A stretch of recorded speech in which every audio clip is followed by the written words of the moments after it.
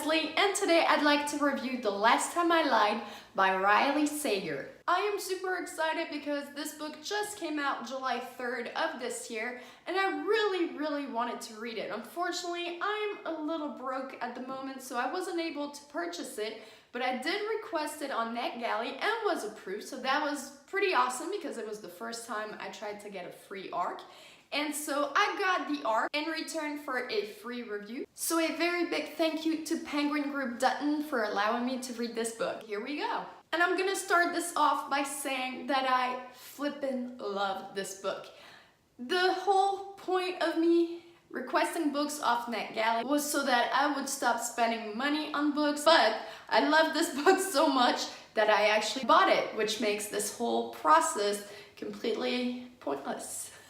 But I'm so glad that I bought it. I will get it possibly tomorrow, and I can't wait to actually have my hands on it. This is a mystery novel, and it is about a 28-year-old woman named Emma Davis who went through a very big trauma when she was 13 years old. When she was 13, she attended summer camp, and the three girls with whom she was rooming in a cabin, who she really grew to love and befriended, out of nowhere one night disappeared, and no one knows what happened to them. No one has found their bodies, no one has seen them since.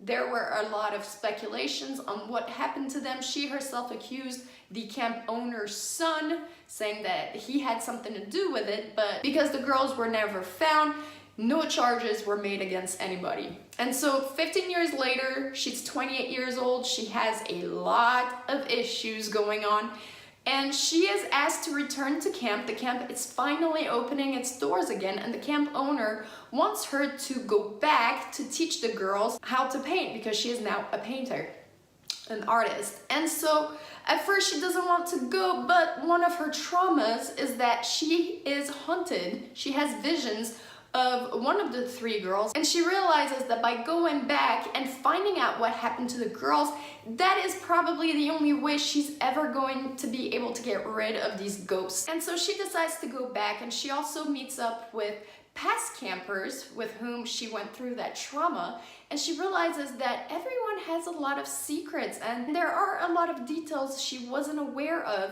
about the girls' disappearances. So this book was rather on the slow side. It is not action-packed, it is not that type of book. But I was actually okay with that because every 2 to 3 chapters is a flashback, and so you learn about her time at camp 15 years ago. These flashbacks show us who the girls were, and with every page and every chapter, we learn a little bit more about Emma Davis and why she says that she's the one who caused the disappearance of Allison, Natalie, and Vivian. The book gives us just enough, a hint, a sentence, and it really baits us along, and I thought it was really well done. This story was Pretty Little Liars meets Mean Girls, and you think Vivian is a friend, a good friend, until she backstabs her friends with a smile on her face, and it was just so deliciously bitchy. I really liked the main character of Emma. I really loved how she wore her guilt and how she let what happened 15 years ago completely shape the rest of her life. But I think I love Vivian even more. Her bitchiness was just so appealing for some reason. She's definitely the bitch you love to hate.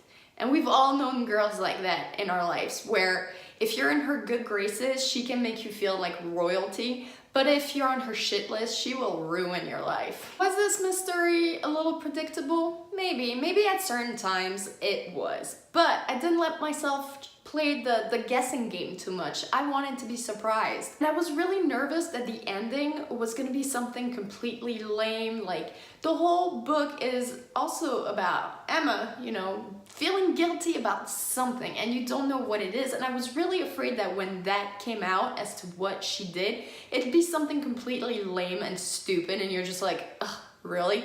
But oh my God, was I wrong?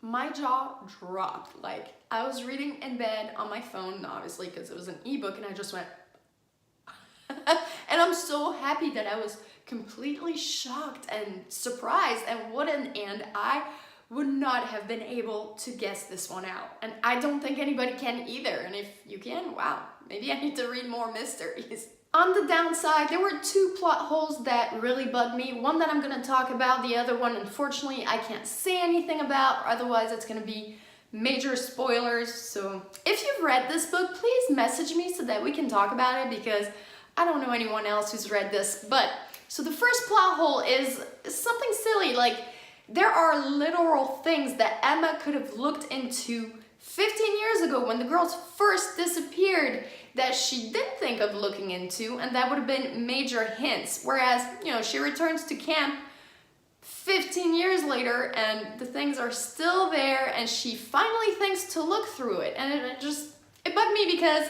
if she was such good friends with them back then, she should have thought to look through these things. But other than that, I really have no complaints about this book. The writing was simplistic, which is fine. Sometimes you don't want to have headaches trying to figure out what big words mean. But I really love this novel. It has become one of my favorite of 2018, and I made the mistake of finishing it in bed right before going to sleep, and let me tell you, there was no sleeping for me. I just kept thinking about the ending over and over again and how I just did not see it coming.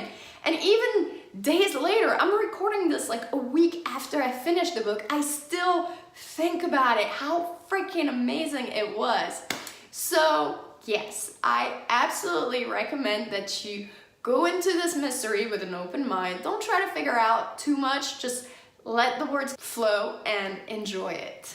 That is all for today's review. I hope you enjoyed it. If you did, please give me a thumbs up. If you haven't subscribed to my channel, as always, please do so. And I will catch you guys in my next video. Bye!